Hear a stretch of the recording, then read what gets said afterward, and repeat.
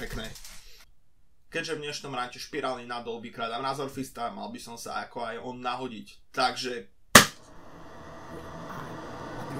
Hell yeah. Rant začína!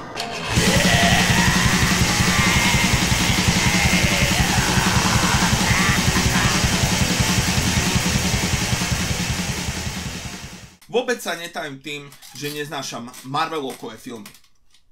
Nie je žiadnym tajomstvom, že superhrdinovia všeobecne mi idú proti srsti. Niektorí z vás by si v tomto momente však mohli povedať: ale Randy, veď celá tvoja špirála nadol je v podstate o tom, že všetko iba hejtuješ. Áno, pičo, Marvel filmy sú na hovno a ja vám vysvetlím presne prečo.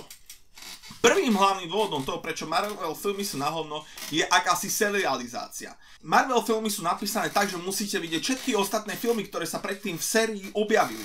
To však znamená vidieť ostatné filmy, ktoré obsahujú ostatných superhrdinov, alebo kde sa nejakí vedľajší superhrdinovia objavili, kde jedna vec ovplyvňuje ďalšiu vec v ďalšom filme, a aj keď príbeh nejde priamo, je to akýsi rozvetvený príbeh. To by bolo úplne v poriadku, keby sa tu rozprávame o seriáloch, lenže Marvel filmy sú filmy. Každý film tu má začiatok, zauzlenie, vstúpajúcu akciu, nájdenie riešenia, ešte viacej vstúpajúcu akciu, rozuzlenie a počas tohto celého v podstate každý charakter v tomto filme, každý superhrdina prechádza akýmsi vývojom, dajme tomu.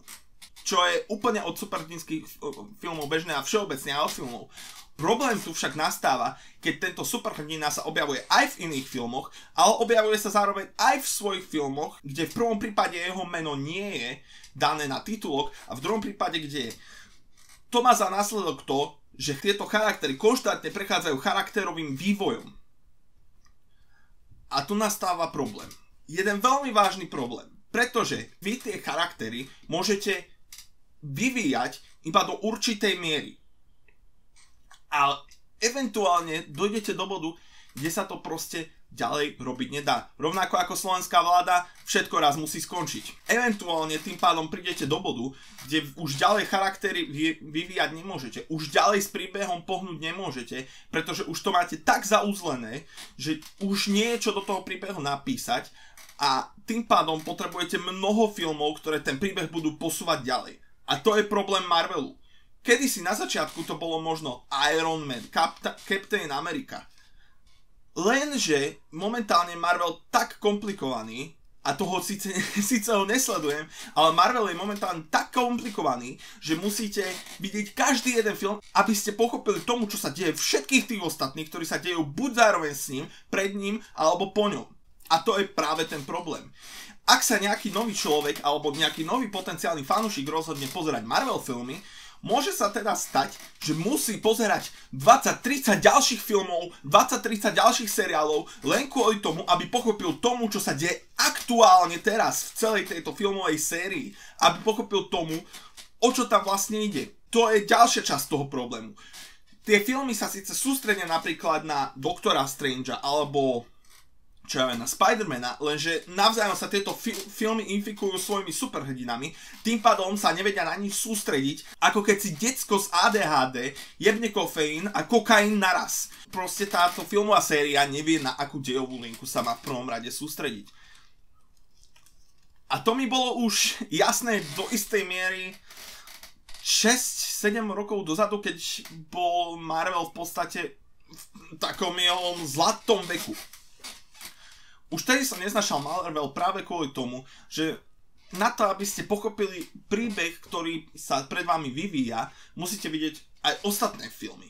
A to znamená, že v jednom bode sa filmová séria dostane do takého bodu, že tam bude tak moc veľa materiálu, že proste noví fanúšikovia absolútne odmietnú pozerať celú túto sériu a nebudú vedieť, kde ten príbeh ide. Samozrejme, niekde v budúcnosti možno Marvel bude v bode, kde ho môžete začať pozerať a príbeh bude dosť uší alebo okresaný na rozdiel od toho, v akom stave je teraz.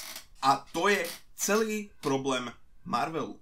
Tie filmy sú proste moc komplikované. Ich príbeh je moc komplikovaný. Ale nie je to komplikované práve na to, že by som to nevedel pochopiť. Nie. Na to, aby ste tieto filmy videli, musíte vidieť 10, 20, 30 ďalších filmov, 10, 20, 30 ďalších seriálov. A popri tom musíte sledovať všetko, čo prešlo predtým, aby ste pochopili, prečo je to v tomto bode teraz. Prečo sa toto stalo. Napríklad, ak by si niekto teraz rozhodol, že ide pozerať Spidermana, dajme tomu Spidermana, musí pochopiť tomu, čo sa dialo predtým. Prečo Spider-Man je zrazu tu a prečo je Tony Stark v tomto filme mŕtvy? No, Tony Stark zomrel po tom, čo luskol s tou galaktickou rukavicou, alebo rukavica moci, neviem ako sa to teraz volalo. Marvel ma vôbec nezaujíma. A ako sa tejto rukavice moci nedostal, on si vytvoril vlastnú. Prečo si vytvoril vlastnú? Pretože tú druhú zničil Thanos aj s všetkými tými kameňmi. A kto je kurva teraz Thanos? No to je ten typek, ktorý lúskol a polovica a života vo vesmíre zmizla a potom zničil tú rukavicu. OK, ale prečo to chcel urobiť? Pretože jeho domáca planéta bola preľudnená a postupne začala umierať. Aha! A presne to je to, o čom hovorím. Na to, aby ste niečo pochopili, prečo sa to stalo, musíte vedieť aj ďalšie veci predtým. Nehovorím o informáciách, ktoré sú vyslovene vedľajšie, ale hovorím o veciach, ktoré sú vyslovene dôležité pre to pochopenie toho príbehu a prečo sa do tohto bodu dostal. Všetko to, čo som vám práve povedal o Thanosovi, je totiž to základom pochopenia toho, prečo Iron Man zomrel a prečo sa v novších filmoch neobjavuje. A to je celý problém MCU. Nič tam nie je podávané ako vedľajšia informácia. Respektíve všetky tie filmy nie sú akýmisi samostatnými príbehmi v jednom širšom univerze. Či už tie filmy alebo seriály, totižto každá obsahuje niečo, nejaký hlavný motivátor, nejaký hlavný faktor, ktorý ovplyvňuje ďalšie veci. A všetky tieto faktory sú v rámci tohto príbehu rovnako dôležité. A tu nastáva ďalší problém. Ako to proste utnú? Nie, naozaj. Ako to chcú utnúť? V jednom bode, niekde v budúcnosti, nastane moment, kde si uvedomia, že im došli všetci superhrdinovia, pretože buď tí herci odišli, alebo proste tí superhrdinovia v rámci príbehu zomreli. Nastane bod, kde už aj tých superhrdinov, ktorí by ešte mohli použiť, ktorí sa predtým vo filmoch objavovali, zrazu nebudú mať proste ako sa ďalej vyvinúť, pretože už sa naučili všetky morálne aj filozofické ponaučenia, ktoré len mohli a ten charakter sa ďalej vyvinúť nevie. To je ten problém. Znova, to je ten problém. Oni to proste všetko opakujú tak dokola, až nastane jeden bod, v ktorom to už ďalej opakovať nemôžu. Či už ide o to, ako píšu ich charaktery, či už ide o to, ako píšu ten príbeh, eventuálne dojdu do bodu, kde už nebudú môcť ďalej pokračovať, aj keby chceli, pretože ten príbeh sa už ďalej nemá ako vyvíjať. A v tom bode majú dve možnosti. Buď to celé proste utnú na štýl Snydera, že proste prestanú robiť filmy a nehajú to len tak visieť, aby to ostalo nedokončené. Alebo druhá možnosť. Začnú vytvárať nových a vlastných superhrdinov, ktorí sa predtým neobjavili v komiksových knihách. Neviem ako vy, ale neviem prečo by niekto robil jednu z týchto dvoch možností. Ideálnou možnosťou by bolo v tomto bode nájsť alebo snažiť sa písať ten príbeh tak, aby došiel do jedného bodu, kde to proste úplne skončí. Kde sú všetci superhrdinovia v rámci Marvelu dostatočne charakterovo vyvinutí, kde sú všetci zlí chlapci porazení, všetci nepriatelia sú mŕtvi a všetko je OK. Ale to sa nestane. Prečo? Neviem ako vy, ale superhrdinovia boli vytvorení na to, aby konštantne bojovali s novými problémami. Marvel sa tu vyslovene zapísal do rohu. Marvel tým pádom smeruje do totálnej riti, pretože nemajú ako ukončiť tento príbeh. Marvel tým, ako písali tieto filmy dokola a dokola a dokola, vytvorili univerzum, ktoré nemá koniec. Ale toto univerzum jedného dňa príde o všetky svoje postavy. A nebude existovať spôsob, akým by to mohli utnúť. Proste MCU nemá koniec. A niekto by si v tomto bode mohol povedať áno, ale mohli by napríklad, čo ja viem, urobiť nových superhrdinov, ako si hovoril Randy. Jasné. Lenže na čom je postavené MCU? Porozmýšľame. Kto sa objavuje v MCU? Thor, Iron Man, Captain America, Spider-Man, ponovom už aj Deadpool a Wolverine. A čo majú všetci títo superhrdinovia spoločné? Pochádzajú z komiksov. A tu sa dostávame do druhej časti tohto rantu. Títo superhrdinovia, ktorých som spomenul, pochádzajú z komiksov. Tým pádom, ak by chceli do MCU pridať nových superhrdinov, ktorí nikdy v komiksoch predtým neboli a sú kompletne noví, znamenalo by to, že musia vytvoriť aj komiksy. Nemusia síce úplne, ale patrilo by sa to, aby mali nejakú predlohu toho, čo idú vlastne robiť. Keďže komiksy všeobecne v rámci Marvelu nemajú nejaké extrémne vzdialené univerzum, respektíve niektoré majú, ale nemajú ho vzdialené do takej miery ako charaktery v MCU. Tým pádom nemajú žiadnu predlohu, podľa čoho by tieto charaktery mohli otestovať, či budú fungovať reálne vo filmoch. A popravde povedané nemajú ani dôvod, prečo robiť komiksy. Hell, kto z vás čítal za posledných 10 rokov nejaký komiks? Nie, naozaj, pokiaľ nie ste Francúzi, tak kto z vás čítal komiks? A prečo spomínam Francúzsko? Pretože Francúzsko je posledná bašta komiksov, kde to konzumujú v podstate úplne všetci. A to je ten problém. MCU sa nemôže pohnúť ďalej bez toho, aby boli vytvorené charaktery, ktoré sú najprv odtestované v rámci komiksov, ktoré tu aj tak nie sú populárne. Čo sa stalo v Amerike počas koronavírusu? No, stalo sa tam v podstate to, že ich komiksová scéna takmer úplne skápala, pretože ich hlavný distribútor Diamond Comics v prvom rade úplne skončil. Neviem teda, či ešte stále pokračujú, ale je dosť možné, že komiksy ako také u nás na západe, okrem Francúzska teda, skončia úplne. Papierová distribúcia v podstate už neexistuje a digitálna distribúcia, komu sa proste v tejto dobe chce čítať? To nehovorím z osobných skúseností, že mne by sa nechcel čítať, predsa len mám tu poličku plnú kníh a občas niečo prečítam, ale komiksy v dnešnej dobe už nikto nečíta. A to je ďalší problém, čo sa týka MCU. Komiksy, čo sa aspoň teda komiksov týka, mali síce rozdielne univerzá, v ktorých sa jednotlivé príbehy odohrávali vedľa seba, ale boli to rozdielne univerzá, ktoré obsahovali len ten konkrétny príbeh, alebo len tú konkrétnu verziu toho charakteru.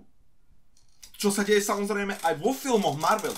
Problém tu však je, že kým vo filmoch sú všetky tieto postavy poprepojované v jednom univerze, v rámci komiksov sú tu samostatné charaktery, ktoré majú samostatné príbehy. OK, možno občas sa objaví v nejakom komikse iný superhrdina. Problém však je, že sa neobjavujú vyslovene všetci superhrdinovia z celého Marvelu naraz v jednom komikse. Možno okrem Avengerov nie. A to je ten problém, že superhrdinovia v rámci MCU nemajú vlastné mikrokozmy, nemajú vlastné univerzá. Napríklad Avengers by som celkom rád pozeral, keby sa to odohráva ako seriál. Avengers by podľa mňa úplne výborne fungovali ako seriál, kde proste máte sezónu, čo ja viem, 20 častí, dajme tomu. Máte sezónu Avengerov s 20 časťami a v priebehu tejto sezóny sa príbeh vyvíja. Každá časť má 40-50 minút, dajme tomu. A vyvíja sa postupne až do bodu, kde na konci sezóny napríklad Thanos kúsne prstami. V druhej sezóne zase hľadajú Thanosa. V tretej sezóne už toho Thanosa nájdu, ale musia sa dostať cez nejaké prekážky najprv, aby sa k nemu dostali.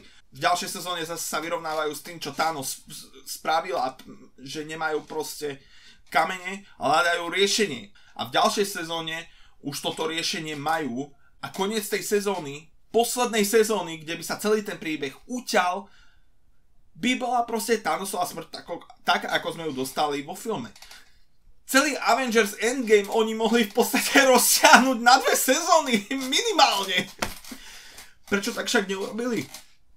Presne kvôli tomu, čo som povedal. Ich writeri ten príbeh napísali až moc komplikovane. Preto ho nemohli celý ten príbeh Endgameu dať do viacerých filmov. Pretože nemali ako. Ten príbeh bol tak napísaný, že proste to museli dať do jedného filmu. V priebehu ktorého síce zabili Black Widow, ale myslím, že všetci ste už Endgame videli, takže well, spoilery, pičo. No, aký je však napríklad rozdiel medzi Marvelom, MCU a Star Wars? Rozdiel medzi MCU a Star Wars je veľmi prostý. Star Wars je kolekcia príbehov v rámci univerza. Čo to znamená? Dobre? Niektoré veci síce ovplyvňujú veci, ktoré sa stanú v budúcnosti. Každý príbeh má však začiatok, zauzlenie, rozuzlenie a koniec. Neovplyvňuje nejako všetky ostatné príbehy. Napríklad Revan a Mandalorianské vojny. Príbeh Revana sa síce odohral počas Mandalorianských vojen, ale dôvod toho, prečo začali Mandalorianské vojny, není pre Revanov príbeh dôležitý. Revanov príbeh je síce dôležitý pre Mandalorianské vojny, aspoň do istej miery, ale nie je centrálny. Tie príbehy sa dejú jeden vedľa druhého, niekedy sa ovplyvňujú, niekedy sa neovplyvňujú. Napríklad okrem Revana, Lord Vitiate, celý rodinný strom sithských lordov. Dôvod toho, prečo v podstate existujú dvaja sithskí lordovia. Ani jeden z tých príbehov neovplyvňuje iné príbehy, ktoré sa dejú ďaleko v budúcnosti. Tým pádom majú síce isté elementy spoločné, ako napríklad sila, alebo čo ja viem, niektoré postavy možno aj.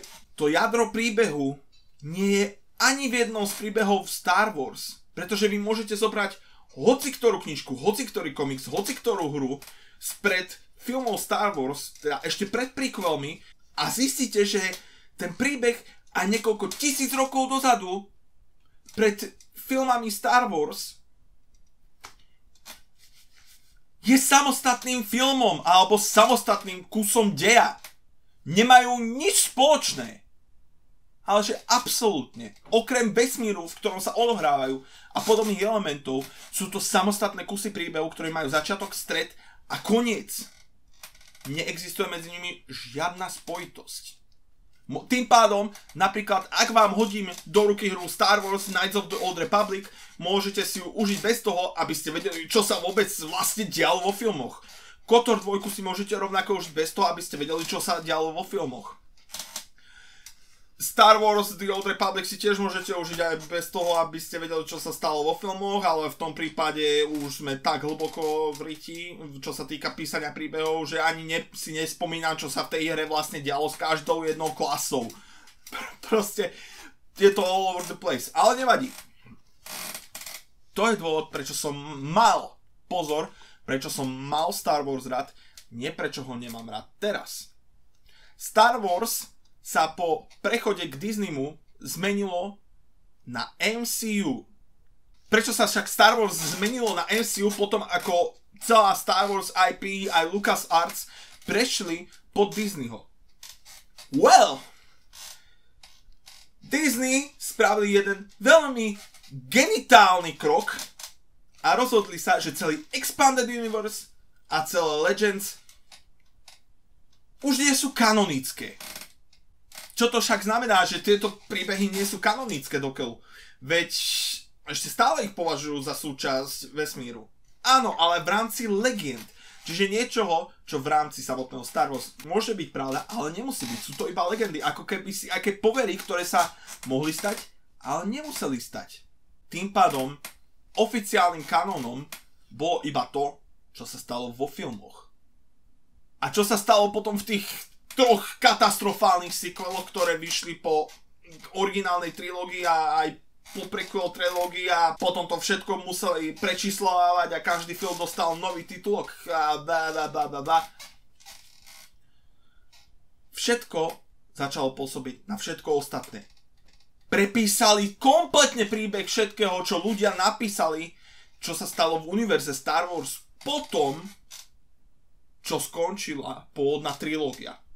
Oni ten príbeh proste vymazali. Zrazu všetko začalo súvisieť so všetkým.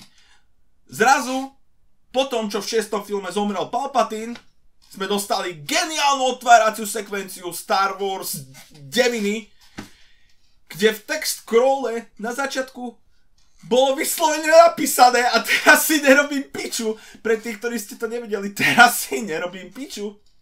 Bolo tam napísané, z nejakého dôvodu sa Palpatine vrátil. Bitch, what the fuck? Absolútne bez toho, aby to nejako vysvetlili, zrazu je Palpatine naspäť.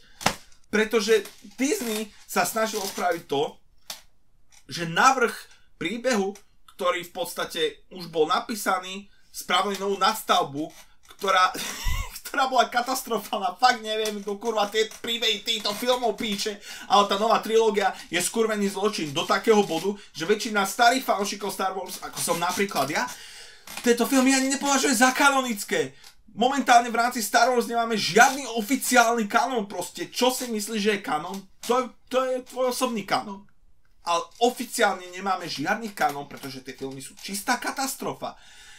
Už keď sa plánovali tieto sequely niekedy okolo roku 2012, Mark Hamill, ktorý hrá Luka Skywalkera, ani nevedel, o čo ide.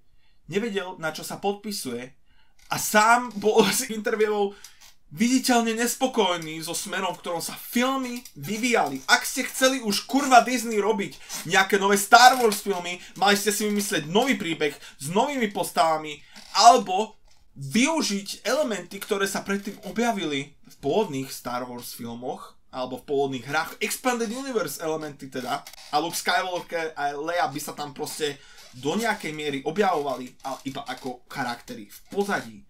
Treba vymyslieť nový príbeh, neiterovať na ten istý starý skurvený príbeh, ktorý riešime už 9 vyjebaných filmov! Ale oni to nespravili, pretože oni celé Expanded Universe vystrihli. A to je ten problém. Oni sa zo Star Wars snažia robiť MCU, snažia sa z toho urobiť Cinematic Universe, nesnažia sa z toho spraviť Universe, Star Wars, máš tu Jediov, máš tu Sithov, máš tu vojny, máš tu pašerákov, máš tu civilistov, ktorí len pozorujú dané vojny a sleduješ ich príbeh, ako sa snažia pri tých vojnách nezomrieť. Oni sa všetko snažia sústrediť do jedného príbehu, ktorý má viacero vetiev. A to je ten problém. Prečo sa to snažia v podstate robiť? Ak doteraz neviete, čo je týmto dôvodom, alebo ak aspoň netušíte týmto dôvodom, okamžite staňte, choďte do kúpeľne, pozrite sa do zrkadla a tam sa ten problém nachádza. A tým problémom ste práve vy. Konzumenti. Ste to vy. Ten dôvod stojí v tom zrkadle práve teraz. Prečo? Prečo by mali diváci byť problémom? Pretože väčšina z divákov sa nezaujíma o to, ako tieto filmy vznikajú. Mnoho z vás sa určite nezaujíma ani o to, že väčšina animátorov Marvelu už sú kompletne zničení. Že Marvel exekutívci nutia ľudí ďalej písať a písať nové príbehy. Že všetko to robia iba kvôli vám, pretože vy len slepo konzumujete produkt. Je to prosté. Nič z tohto by sa nedialo by sa ani moc komplikované univerzum, nedialo by sa ani kompletné zničenie Star Wars, nedialo by sa z toho nič. Kebyže vy konzumenti nie ste sprostí a nepodporujete ich vašimi peniazmi. A to je ten problém. Vy ste sprostí a slepo konzumujete všetko, čo vám povedia, že je dobré. Ako vidíte niekde fotku niekoho, kto hovorí, že bol som na najnovšom Marvel filme, bol som na Captain Marvel, relatívne dobré, choďte si to pozrieť. A týmto určite nechceme na nikoho ukazovať prstom, ale každý musíme z niečoho žiť, celkom chápem influencerov, ale vy ten produkt konzumujete, pretože ste na ňo zvyknutí a nepoznáte nič iné. Kebyže vidíte kvalitu Star Wars, v akom bode bola predtým, než sa padlo do rúk Disneymu, alebo v bode, kde ešte Expanded Universe nebolo zlé, boli by ste aj vy rovnako zhrození z toho, čo robia v aktuálnych filmoch. A väčšina ľudí, ktorí konzumujú moderné filmy v MCU, sa nezaujíma o to, čo bolo predtým v komiksoch. Väčšina ľudí, ktorí sú teraz fanúšikovia Marvelu, nikdy tie komiksy nečítali. Už tomu chápete? Vy sa nezaujímate o to, či tie filmy robia dobre alebo zle. Vás len zaujíma, kedy vyjde ďalší produkt. Prestaňte byť tak kurva tupí. A to je rovnaký dôvod, prečo aj gaming je v dnešnej dobe v takom stave. Ľudia iba čakajú na ďalšiu hru, ktorá bude mať pohľad kamery cez plecov, bude v open worlde a bude mať rovnaké elementy, aké mali všetky hry aj v poslednej konzolovej generácii. Pretože väčšina z vás sú proste sprostí a kupujete produkt. To je celé. To je celý ten dôvod, prečo je Marvel v podstate v takom bode, v akom je. Prečo je gaming v takom bode, ako je. Pretože vy iba slepo kupujete a hlasujete vašimi peňaženkami. A následne, keď si zrazu uvedomíte, že sa vám to už nepáči, alebo keď si zrazu uvedomíte, že hej, MCU doteraz malo dobrý príbeh, alebo malo proste dobré špeciálne efekty a zrazu dobré špeciálne efekty nemajú, tak to prestanem pozerať. A prejdete na alternatívnu formu príbehu alebo na alternatívne univerzum, ktoré predtým mali exkluzívne iba outsidery. Pretože ste normies. Ste fucking normies. A to nehovorím preto, že by som bol nejaký outsider. Aj ja mám relatívne rád nejaké mainstreamové veci, veď nakoniec práve mám na sebe Red Hot Chili Peppers tričko. Hovorím to preto, že oni vás využívajú. Ich nezaujíma to, aký je ten produkt kvalitný, ich zaujíma iba to, že produkt točí peniaze. Nezaujíma ich to, ako by mal ten príbeh ukončiť, alebo kam sa ten príbeh uberá. Zaujíma ich to, že ten príbeh pokračuje. Preto by ste mali kompletne prestať pozerať MCU a všetky tieto Cinematic Universes. Pretože len tak im poviete, že sa vám to nepáči, čo robia. Pretože jedine tak utnú túto sračku a začnú sa reálne zaujímať o to, aká je kvalita ich produktu. Ako som povedal pred chvíľou, ich kvalita produktu nezaujíma, ich zaujíma iba to, že produkt točí peniaze. Kým exekutívcom v Marvele a v Disney neukážete svojimi peniazmi, svojimi peňaženkami to, že vás naozaj zaujíma kvalita produktu, ktorý konzumujete, že vás ten príbeh zaujíma a že chcete, aby to bol kvalitný príbeh. Dovtedy budete dostávať na hovno produkty. Pretože ich kvalita rovnako nezaujíma, ich zaujímajú iba peniaze. Moje meno je Randy. God fucking speed!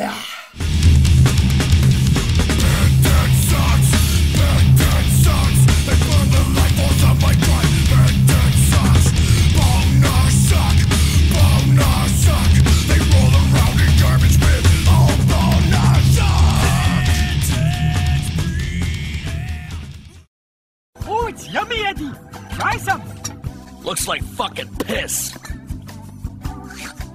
Tastes like fucking piss. I got the recipe out of a proper cookbook and everything. Fuck it! This is piss!